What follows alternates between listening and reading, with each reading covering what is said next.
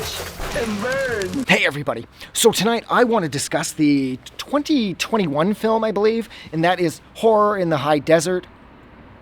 What this tells the story of is an outdoor enthusiast by the name of Gary, if memory serves. He has a blog that is gaining popularity. His readers are, and slash viewers, because occasionally he'll put up some video. He seems to be getting more and more blog views every time he puts out a new outdoor blog. So he's really excited about this. So he's trying to spend more and more time in the outback, or not the outback, sorry, in the outdoors. And he ends up in the Great Basin Desert, I believe, somewhere in Nevada. And while he's out there, he discovers this sort of makeshift sort of Jason Voorhees from Friday the 13th Part 2 sort of homemade shack thing. And so he sees it, he comes back and he writes about it. And that's when everybody who's a fan of his blog, they start to doubt his credibility. They start to say, like, you know, there's no way this is real. You didn't see all this crazy shit out there. You didn't hear this. You didn't do that. Why are you lying? So he, of course, feels compelled in order to keep, the views up, that he now feels like he has to go back there and try to record it all to prove to his readers that he's not lying. And that is, unfortunately, a trapping a lot of the times of more social media creators, like people on YouTube and TikTok and whatnot. They will go to extreme lengths in order to secure views. And that is, unfortunately, what Gary does here. Now, the negative thing I have to say about this movie is that it is set up like a documentary. It plays out like an honest documentary. And therefore, it's kind of boring. Like, I love documentaries, but this documentary struck me as more of an educational style documentary. So had I not known that this was a work of fiction, and I went in somehow completely clean, I think I would have actually thought that this was real because of how the documentary is set up and how honestly slow it moves, that it does kind of feel like you're talking about somebody's hiking blog. So the movie's roughly an hour and a half, give or take, and you're there for the last 20 minutes. So Gary boots up his camera and he goes back to where he was and he says, okay, you know what, I can start to smell this and that. I know I'm getting close. It's still a ways off down there, but pretty soon you're going to see this cabin and you're going to know that I'm not lying. And that's when the movie kicks off. The last 20 minutes is so worth it.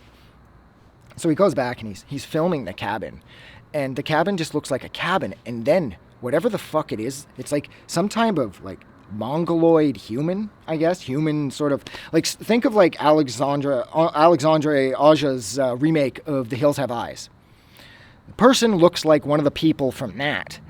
And he was in the frame the whole time. So while Gary is filming the cabin, thinking that there's just a cabin there, whatever the fuck this thing is, and it's huge too, it's watching him the whole time.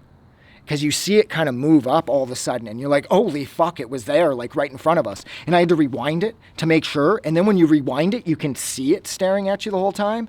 And then it just kicks off from there. Gary was smart. He brought a pistol, but then he's not that smart because he's just kind of blind firing into the dark. And then you see the blurry faced thing kind of grab at him, and the camera stops recording. And Gary disappears, and he hasn't been heard from since. And the last 20 minutes make up for the sort of slow burn that the first hour is, but I will still argue that the first hour is just too slow. And the last 20 minutes are fun, but they're not so much fun that it justifies the first hour being that slow. I really think they could have sped things up a little bit, or perhaps sort of trimmed some of the more slow-moving documentary stuff and then put in crazier shit at the end, because the end was fun. The end was amazing, but it didn't help alleviate how I felt concerning the first hour of the movie. It was still too long. But yeah, I mean, this was... I felt really bad for him, too, because I think he felt like this was the only thing he had in his life that was worth doing. And then when he started to lose readers, he really took it personally. So he decided to put it all on the line just to keep strangers happy. I mean, it's a chance you take if you're going to put yourself out in the world and you're like, oh yeah, right now I'm at some crazy place and they don't believe you. Well, they don't believe you. I don't really care. I go to all sorts of crazy places to do this shit. Like right now, for example, I am completely out of control. I'm at a local elementary school. So you know that I'm fucking taking the big chances tonight in order to secure me some views. But no, but it's seriously, I go to a lot of sketchy places to do these videos, but at the same time, I don't really care if anybody believes that I'm there or not, because I just find it fun going there, and if a person chooses to believe it, that's awesome, and if they don't, that's cool too. And if somebody called me out on it and said that you're full of shit, you don't go anywhere, you're recording this in your basement, I'd be like, yeah, sure, cool, I'm recording this in my basement then. So I felt really bad that Gary felt that compelled to go out to try and please his viewers or his readers that hardcore. I thought that was really sad, and I really felt for him. But look, I'm going to stop talking about this. So thank you so much for hanging out with me. Oh, fuck. For just about 6 minutes, I rambled again. While I discussed the 2021 horror film, Horror in the High Desert. Like always, if you like this review or you like this movie, don't forget to do something nice for somebody. But please, most importantly, don't forget that the world is actually a better place because you are in it. I'm going to go. Have a good night.